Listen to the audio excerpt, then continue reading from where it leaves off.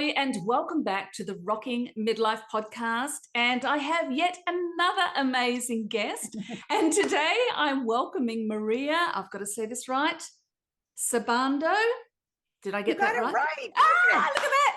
It's Maria Sabando, all the way from New Jersey. So hi, Maria. Hi, it's so great to be here. It's so good to have you. It's going to be fun. Jumping into New Zealand. Absolutely. It still blows my mind how we can have these wonderful conversations and make instant friends from all around the world. It's incredible. So Maria is an absolute little firebrand of a lady. Just in talking to her just before this interview, I'm so excited for what she's going to bring today. And I know that she's really going to have some nice gold nuggets for anyone who's listening in who might have struggled with their own self-image, who don't feel beautiful, who are maybe struggling with feeling that they're losing their looks or how they're aging in this midlife season. Now, Maria is the author of a brand new book called Loving Life at 50 Plus. Like I said, she's an absolute little ball of energy, and I know she's just going to have some brilliant tips for you today. So stay tuned, buckle up, let's let her loose. Maria, start off by letting us know a little bit about you. How did you end up writing books and talking to people in this midlife season? Yes, thank you so much. I'm glad you asked me that. This is my first book. Fantastic. I wrote it as a guide for women 50 plus, but it was, you might not perceive it as that if you look at the cover, Loving Life at 50 Plus, Embrace Aging to Humor and Wellness. When I set out to write it, it was a cookbook. Wow. And that seems kind of bizarre, right? So why would I put a cookbook and a 50 plus book together? I had both sides of the brain working. I was developing two books at the same time. I decided to combine them because as we're getting older, we have to deal with life and challenges. And so, here I am. I've been a wife and a mom for a long time. I've been dealing with the domestic side of everything. Yeah. So I wanted to show how we the cooking aspect, it could take it to a whole new level. It's a family thing, gathering around the table, the humor, the wellness. And you shouldn't frown on the fact that you've been cooking all these years. Enjoy it. I became empty nester. Right. So yeah. I said, I want to share a little bit of my wisdom with the wisdom that I have, that I feel I have, share my experience with others. So the book not only focuses on food, actually it's health food, because you want to conserve that beauty. It also focuses on yoga and how to have inner strength, where your mindset should be on inner and outer beauty. Now, what does that mean? So I'm saying 50 plus, a lot of women feel, let's sink back. I don't have to worry about my looks or my career anymore. Nothing could be further from the truth. Now is the time. Now is the time. We survived this far, right? We're strong women. We're strong, vibrant women. So why sink back? You got to flaunt what you got. And I know you got it. It should be the opposite. Instead of sinking back, you should move forward.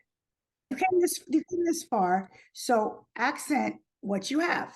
So in my case, I realized, and I saw through a lot of my friends who were starting like new ventures at this age, maybe there's a talent that you didn't have the time to explore before. So, that in my case, it was writing. And that is how I move forward. And the quality of life is good because I'm getting into a career. But that's the inner. The outside is really a time to shine, which we were talking about before. Yeah. So you have beautiful features. And I'm not going to be the size I was in my 20s. I'm not going to have wrinkle-free. It's okay because I embrace my beauty and your beauty, and we all do. And we find a way to work with it. So in my case, it's through exercise and health food and yoga. And then, yes, I'm going to say it, cosmetics. I don't shy away from makeup or cosmetics. I feel that it enhances the beauty rather than it takes away from it. You don't have to overpaint yourself. But if you do it in such a manner that you enhance your beauty and your vibrant, sexy self, it's going to make you feel better moving forward in your 50s. And I'll be honest, I don't feel like I have to be a shrinking violet in a room full of 30-year-olds, 20-year-old women, wherever we go. I feel confident. And I attribute that to knowing what my weaknesses are, my strengths are, and play them up with the right type of cosmetics. Yeah. We got to drink the water. We got to work out. But we got to feel that this is our time to shine. Yeah. Don't yeah, forget it either. Very much so. Fantastic. Look, there's so many things we could jump off to there. First of all, I want to say congratulations on writing your first book in your 50s. I wrote my first book in my 40s. So, and it's amazing how many women now are exactly what you said. They're finding themselves either with an empty nest or at least not having to care for their kids anymore. So they've got this space. And they're going out and they're creating things, be it side hustles, be it writing books, or be it transforming their bodies, or whatever it is that they decide to throw their wholehearted selves into. It's just incredible. And I'm so thrilled to see this creative boom happening, that's coming out of this demographic of women. So congratulations on that. That's really exciting. And we will definitely be having your links below for that. Now, beauty is such a tricky one, isn't it? I remember saying to one of our guests a while back, sometimes it feels so hard in that, when you're a teenager, there was all the Dolly magazines and you'd measure yourself against these beautiful looking models and think, oh, I can't look like that. And then, we kind of lived with that a lot through our 20s and 30s too. You've got all your they're now Insta famous, but at the time they were TV famous, and magazine famous. These beautiful women that would go drop a baby, and then 3 weeks later they're back in their skinny jeans, out, looking amazing. So there was that pressure again then in the media. And now, what I find now, and I'm in my late 50s, is that the women that are being featured, now this is a generalization, the women that are being featured as the beauty icons for this era are the ones who have had lots of work done. And the average woman financially, let alone anything else, can't compare with that. When we're looking at the beautiful Jennifer Lopez's and Halle Berry's and all of them, and more power to them. I know they're disciplined ladies as well, but there's maintenance and tweaking and everything that the average woman can't afford to compete with. So it's almost again like, okay, look how beautiful they're aging and look at me. But if we can get away from that, from what you're saying is we can all embrace that we are beautiful, can't we? Through practical and inner work. Right. Yes. Because to have good skin on the outside, you need nutrients go in. Yeah. You have to take care of your health, as I'm sure you know, with water and healthy food, and then the proper moisturizers. Don't skip your evening routine. Do it.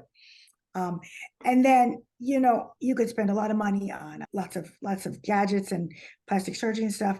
But if you're not on a daily basis taking a nice health routine with you, and also being mentally healthy, that stress just shows up on you. If you want to do chemical enhancement, whatever, that's their prerogative. Yeah. It's you can't just do that. You have to do internal, like I said, and your face to me is like a canvas. So what colors work for you may not work for someone else. So explore that beauty, explore the options that you have to look. I have two beautiful daughters. One's 20 and one's 19. I'm sorry, 22 and 20. Yeah. And I learn a lot from them. Yeah. But what I think that I'm going to look the same way they do? No. What they choose to put on their face is going to be different than what I choose to put on my face. What's age appropriate? And I can still look good, but it's age appropriate. You got to choose wisely what you're going to put on yourself. And it's not a sin to spend a lot of time choosing the right colors, doing the makeup tutorials, maybe, looking in the mirror to say, what didn't work for me today? What's going to work for me tomorrow? Yeah. It's kind of about preserving youth, but it isn't, you know? It's, I guess, you're right. It's because for most of us, it's like, well, hey, we've got wrinkles. They're coming through. It is what it is. But in all of that, I love that you're saying practical things like, but if you do look after yourself and you look after your skin, and maybe you go down, you get a little lesson on what makeup suits you now at the age you are now, those things can actually make you feel better about yourself, can't they? It's not just a frivolous thing. It's actually part of your well-being. Would that be right?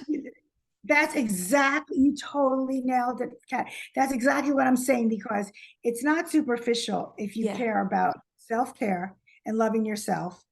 And okay, I'll put it out there. You want to look good. You want to look good for your significant other. Yeah. Is that a crime? No. It's keeping us young, to feel beautiful, sexy, vibrant, to keep us youthful and want to participate in life, and to have energy to enjoy your life. And like I said, I use the terminology not to sink back, but to shine at 50 and up, because this is your time to shine. It is, absolutely. You know, yeah, I feel like although we're on opposite sides of the parts of the world, opposite sides of the world, that we are totally on the same page with this. It's so great. Yeah, absolutely. You're so right, because we can allow our appearance, and it's usually not even our appearance, it's how we feel about our appearance. It's our own silly mind, isn't it? To hold us back from participating and from experiences, and from when we're in this decade, in particular in our 50s and beyond, when now we can actually get out and do all these things because we've got the time, we've possibly got better income now that we're not feeding a tribe full of kids in the house as well. And yet we hold ourselves back because of how we look. And that's exactly. I feel like also we don't have to suddenly, put ourselves in the back of the room because we're a couple years older. Yeah. And I can understand, because I went through a kind of a thought process of maybe I should, like dress older and maybe wear less makeup. Yeah. But no. You could still have a nice face full of makeup and dress very sexy and still act your age. It's fine. And you shouldn't be afraid. I can understand where the fear sets in. But at this age, we have the advantage that our filters are diminishing one by one. We have wisdom, we have courage, we have confidence based on the fact that we just do. And if we don't, we're going to get it right away, because we're powerful women, modern age, and it's going to come to us. Maybe we have to work at it a little bit. If we love ourselves, it's going to come to us. I think that is the real key of it, isn't it? Actually loving yourself. And I know so many women still struggle to stand in front of a mirror and say that to themselves. I know I struggle with that particular exercise, because we're fearful of, oh, well, I don't want to be seen as a narcissist, and I don't want to be seen as this person that's so full of themselves and so vacuous, because, it's all just about how I look. But take that aside. It's like self-compassion, isn't it? Like, I've got a wrinkle, that's okay. That's fantastic. That's wonderful. I can minimize it if I want to, or I can leave it if I want to, but either doesn't matter, because I love who I am and what I bring to the table. Right. That's the thing, isn't it? Right. And I totally love the way you explore that whole notion. There's a fine line between like vanity and self-care. And I understand, but if it's done in such a manner where you're got a love and respect for yourself and others, it's definitely not narcissistical. But bringing that up, I can't help but think of the last time we had the pleasure of going to Europe with the family, and the view of women there, Americans, Europeans, they're equal in beauty, but their attitude towards women that are aging, wearing bikinis there as versus America and United States, they embrace their beauty. They are beautiful. They keep themselves fit. You're not going to go back in time, but they're more unreserved about expressing themselves as they're getting older. So I think in Americans, women have a tendency to feel that they should be a little more ashamed to wear a bikini as they get older. And I was telling my family when we were over there, I think their approach to aging is very healthy, and their beauty, their approach to beauty and health, they're not overly concerned about worrying about how they're going to be perceived and their appearance. By the same token, they have a confidence that just glows. So I know Americans, we do the same. I'm not stereotyping, but I think we feel that our standard of beauty is always under the microscope. So we're always going to work a little bit more. But the approach to aging is a little different in Europe. That's a really, really good point, because you're making me remember too when I was last in Europe, and that's many, many, many, many years ago. Thank you, pandemic.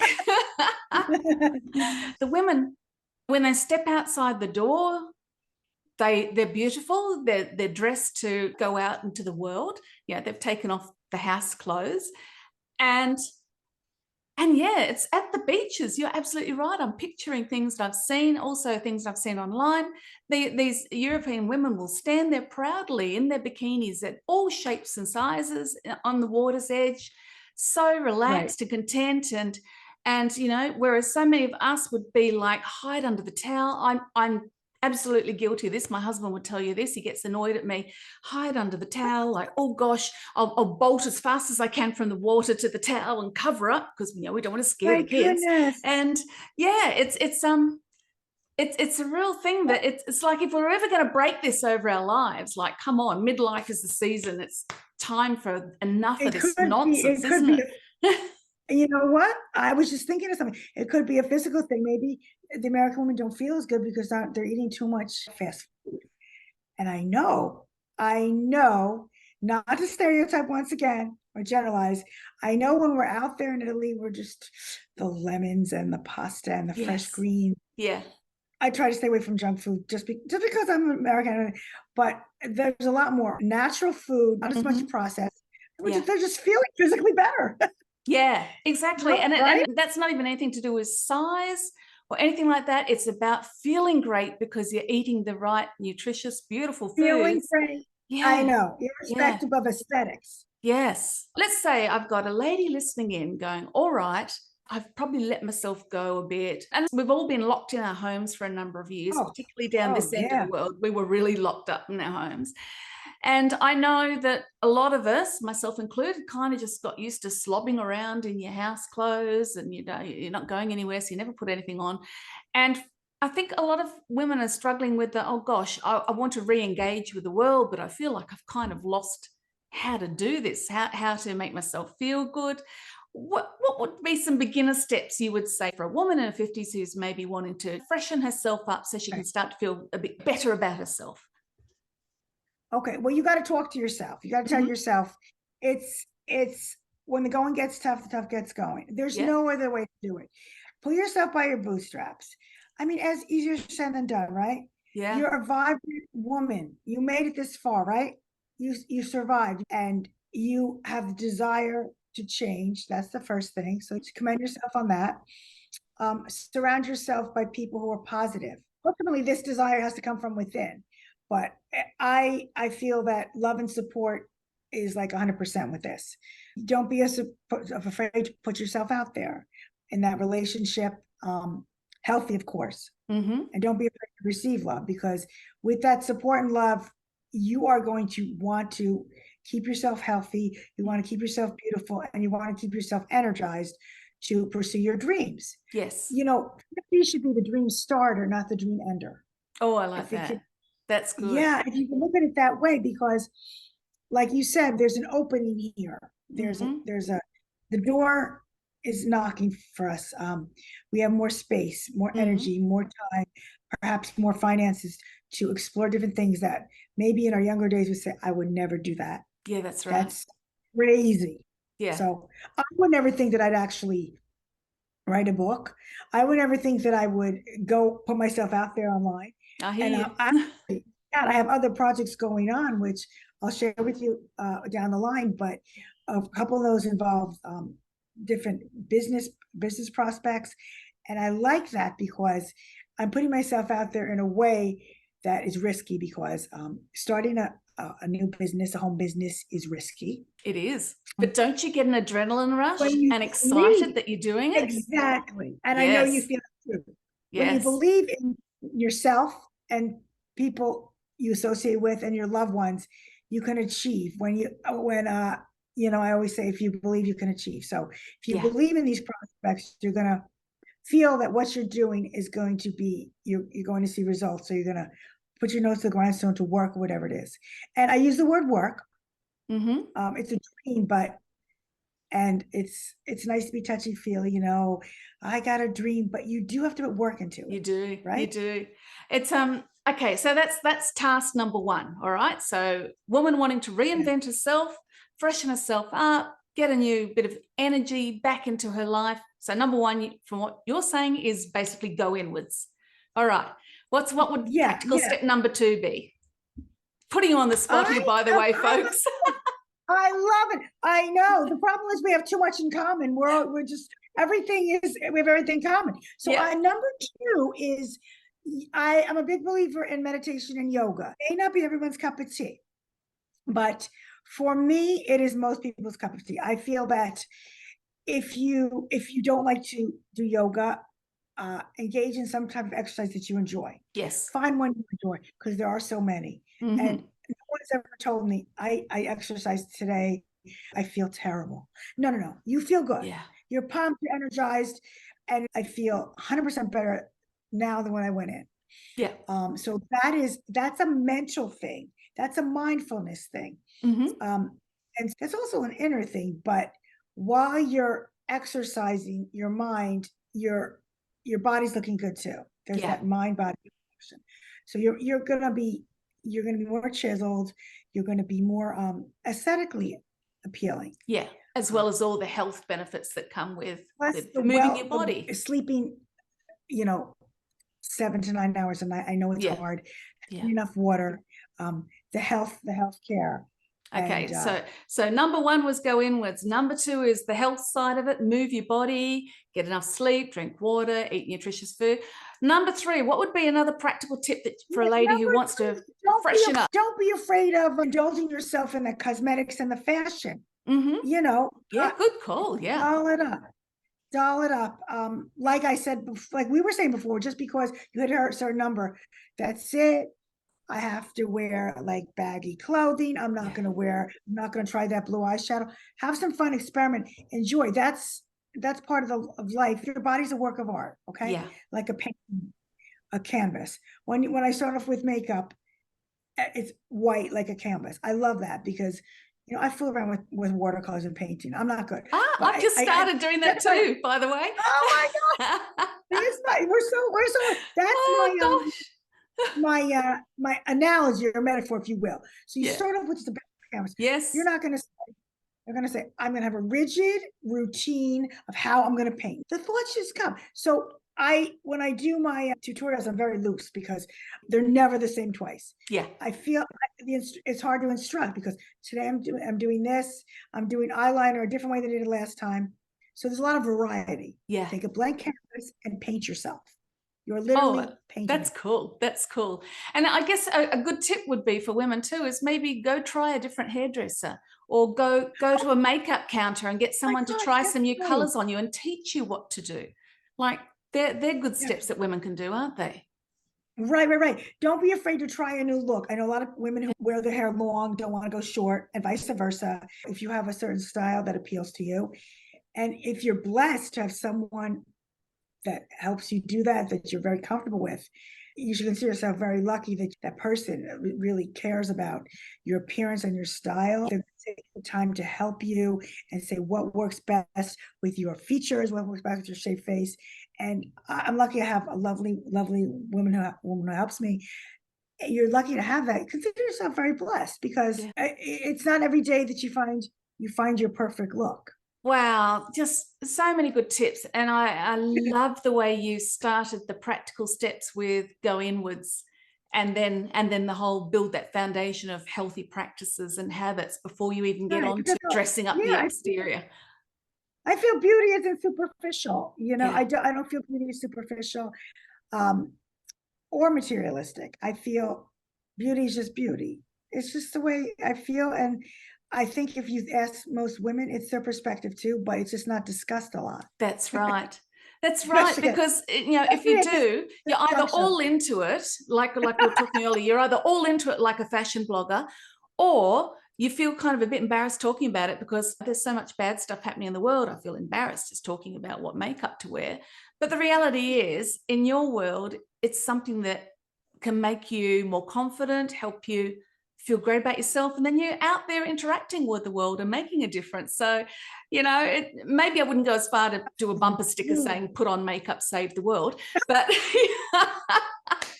You can have that one. There you go. Oh God, I'm gonna take it. Take it. Yeah, That's right. but it's kind of true though, isn't it? It's something that helps you feel more confident about who you are as you present yourself to the world. It's for lack of a better word, a tool. Yes. Or yeah. it's not unlike, believe it or not, the cooking. You wouldn't think cooking's like me. It's a tool because you are creating healthy food that is in essence is going to bring people together for your parties, and in essence it's going to make you feel healthy because you're having delicious, yummy food, but it's good for you. Yeah. So it's not a tool, not a coping mechanism. It's like your secret weapon, you know. Yeah. Yeah, it's part of your armor that you put on, sort of thing, isn't it? But not to hide behind, but to strengthen yourself. To finish up, what would be one final takeaway you would love our listeners to leave with from our conversation? I would say be thankful for the love and support you have in your life, and make sure you give back the love and support that people are giving you. So just pay it forward. The love you get, pay it forward. It's worth it. Beautiful. Maria, thank you so much. It's just been so fun talking with you. And, you know, listeners, seriously, go follow this lady on social media. Get into her world. She will just be such an encouragement for you.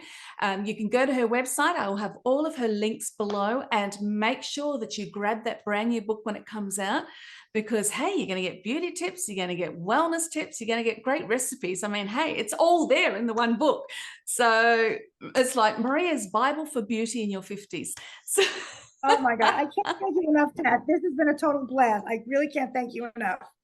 You were wonderful, and I enjoyed every minute of it. Amen to that. Back at you, girl. All right, folks, please make sure, leave a review, and best of all, share this episode out to other people who need encouragement, particularly other women who might be doubting themselves at the moment. Share this episode out and encourage them. And I will see you on the next episode of the Rocking Midlife Podcast.